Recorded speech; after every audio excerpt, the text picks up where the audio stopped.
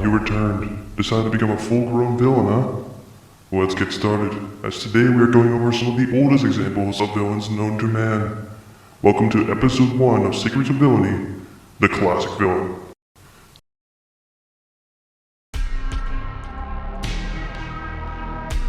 The classic villain are basically the simple villain, that's basically all they are. You know, they're evil just for the sake of being evil.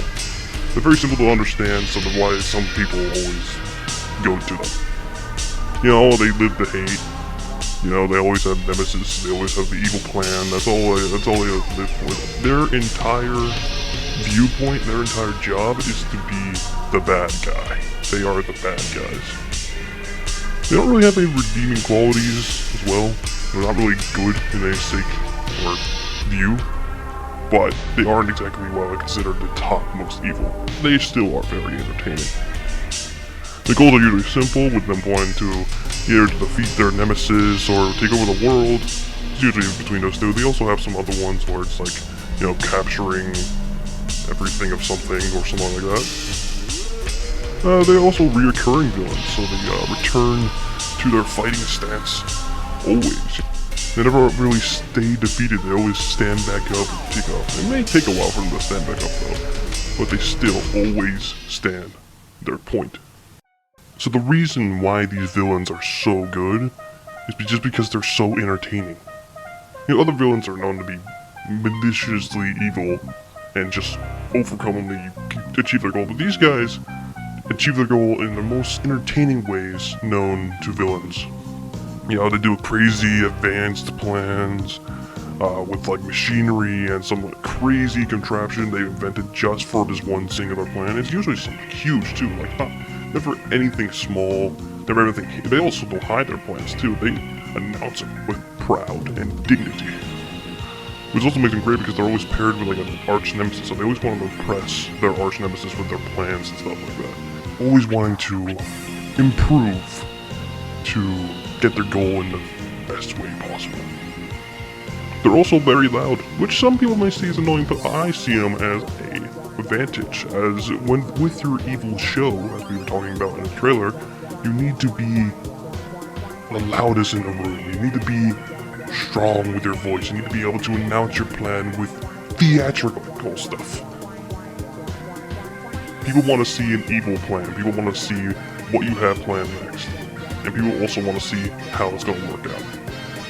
That's what great classic villain.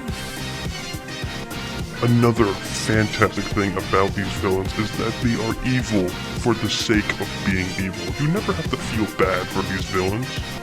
You never have to do anything like that. They're just villains. They're the bad guy. They're there to take that place in the story. And they're such important because without a bad guy, there's no conflict. There's no interesting stuff happening. The bad guy always makes the interesting stuff happen. They have the giant contraptions. They have the cool shows and the dramatic effect to the storyline. The heroes don't do that. They do all their boisterous stuff, you know. They're not as powerful as the villain. You need to have that strong and just hate with the classic villain. The classic villain just hates to live. Not hates to live or they hate their life. I'm talking about hates to live, that they hate things. And that's their entire point of action. Their entire plan is because they hate something or they want something, and they will get that done with anything they have to their disposal. That being their great mind or their evil powers. They will get what they want done. Overall, the classic villain has fun with their job as they create contraptions and use their evil to get their goal, but also use it show off. They don't allow hate to just keep them angry all the time. They allow themselves to unleash their evilness into their own kind of entertainment. They entertain themselves and others with being a villain.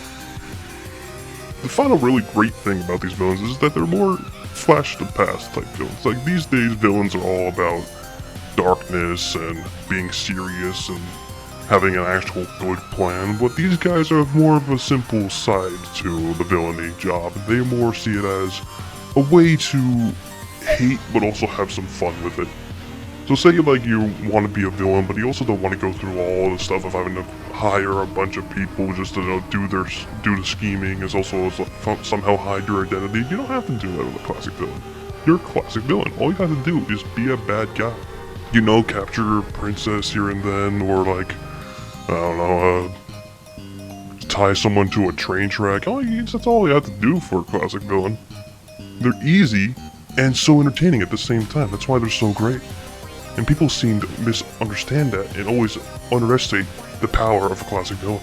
They do not understand that classic villains were some of the first villains, and yet still some of the greatest ever to exist. So I keep on talking about classic villains, but what you really want to come is see the examples of great classic villains there are in this world. But what you gotta understand about classic villain examples is that a lot of them are from cartoons. You know, the Saturday morning cartoons that people used to watch all the time? A lot of them are from there. Which is not a bad thing, but it also means that none of them are really over dramatic or serious about their plans. They're more about enjoying entertainment that is shown. Well, for the first example, I have a great example of a classic villain, and that is Dr. Doofenshmirtz. Now, on to the rest of the tri-state area! Now, Dr. Doof is a scientist mad scientist actually, who had kind of a sad, but yet a little bit entertaining childhood that led him to his hate for the tri-state area. And so his entire goal is to take over the tri-state area, or get revenge on his family. But he wants to get that plan done, so he invents these contraptions, these innators, he calls them, which is a great name for evil machines. And he uses them in really entertaining ways in order to get his goal done. His name is also really great for an evil scientist, Dr. Doofenshmirtz. That is a name you learn to hate. That is a name you know people will fear. Well, not like fear, he's not like a scary guy, but you know, he still gets the job done at being a classic villain. Going back to his dash of the evil machines, or innators, each one of them does something heavily unique to meet his plan for the day. He finds several things annoying in his world, and whenever he finds something annoying, or something that reminds him of a past experience that he hates, he creates an evil innator to destroy that annoyance. Granted, not a lot of them work out to his plan, but he still has the determination to create a machine every single day just for that annoyance. Sadly, all of his machines also have self-destruct buttons, but that also is a part of what makes him entertaining, is that he is dumb, but still smart at the same time. Dr. Doof is a villain you want to aspire to be. He knows how to hate things, he knows how to make a good evil plan, and he knows how to be good at the evil show. You can learn from what he has done.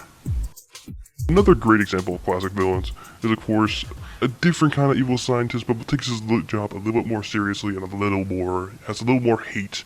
And he is named Mojo Jojo. I have forgotten my wallet! Curses! The evil scientist monkey from the Powerpuff Girls series.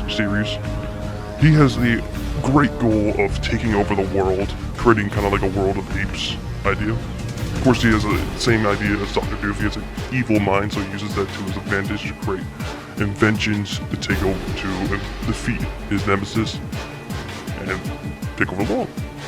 He has actually had some success in the past as well. He's taken over. He has shown he has been able to take over some of the world for a temporary amount of time, but he gets back to being defeated again. But he keeps coming back. That's another point of these classic villains, is that they're reoccurring. They keep coming back. They never stay down, which is great because they're fun that way. Mojo also has the tendency of using villain-like phrases to up his classic villain grade. Phrases such as curses and revenge and you dare. You know, sinister-like words. Not only is Mojo one of the smartest classic villains ever to exist, but he also is probably one of the oldest versions of the entertaining villain. The next example of classic villains is one of my personal favorites, and that is the skeleton lord of Snake Mountain, Skeletor. Now, Skeletor is the main antagonist of the Masters of the Universe series. We're not really sure what Skeletor is, but all we know is that he has a skeleton face and is a very angry antagonist. Skeletor is a mystic user, which means he uses magic for his goal. He is very powerful with his magic, which means he is probably the most dangerous example on my list right now. But it does not mean he's not a classic villain. He may be powerful, but he's evened out by his arch enemy. Which makes him a classic villain though, is because he is an angry example of a classic villain. He is constantly angry at his henchmen, at his enemy, at everyone. And that's what makes him the bad guy basically, is that he just hates and is angry all the time. But he enjoys being angry. He enjoys it because he's the bad guy. Which is my point about being that these classic villains don't have a reason to be angry or to be evil. They just enjoy it. Now why they enjoy that goes into philosophy of all it. I don't really dare to touch because I barely understand it myself. But it's just how it is. Skeletor is not only the antagonist, but also probably the most entertaining character in the entirety of that series, just for being a great villain. The last evil villain we have to go over is a group, rather than just a person, but they have a little more of a unique goal when it comes to them, and that is of course Team Rocket. Prepare for trouble! Make it double! To protect the world from devastation. To unite all peoples within our nation. To denounce the evils of truth and love. To extend our reach to the stars above. Jesse! James! Team Rocket blast off at the speed of light! Surrender now or prepare to fight! Meow, that's right, let's... Now Team Rocket is a trio of evil henchmen who work for Team Rocket. And their goal is to just capture Pokemon in the Pokemon universe. Particularly the Pikachu they always try to capture. And this is a point where I point out that Team Rocket is more unique of a villain. Not only is their goal different from the other examples I went over, rather than they don't really want to take over the world, they just want to capture Pokemon, they also have a unique style of their plans. Now they're not really geniuses or scientists, but they do have contraptions, I'm guessing, from the Team Rocket arsenal that they use to capture Pokemon. But that's just a fact that these guys are classic villains and are one of the primary villains of the Pokemon universe.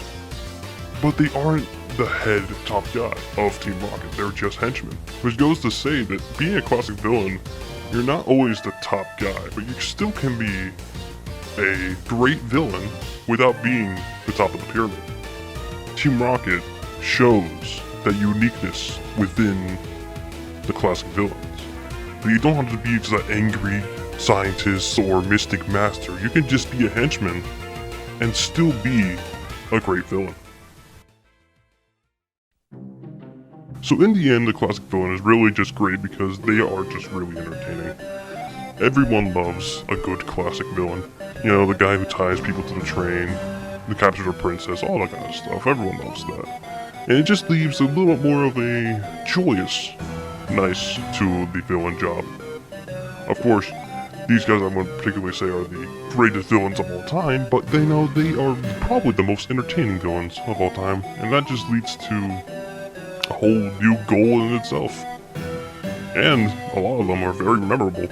Like I bet the examples I named today are just a lot of you guys know. Another reason to become a classic villain is just to hate as a job. If you ever just want to be a bad guy, you ever just want to be an evil dude, and you just want to give up on just being guilty about everything, being a classic villain is how to do it. You know, pull pranks on people, take over the world, all that kind of stuff. Make evil contraptions to take down your nemesis. You can do that as a job if you just become a classic villain. It's as easy as that. If you ever want to be a villain that is entertaining and yet hates for a job, join the classic villain team.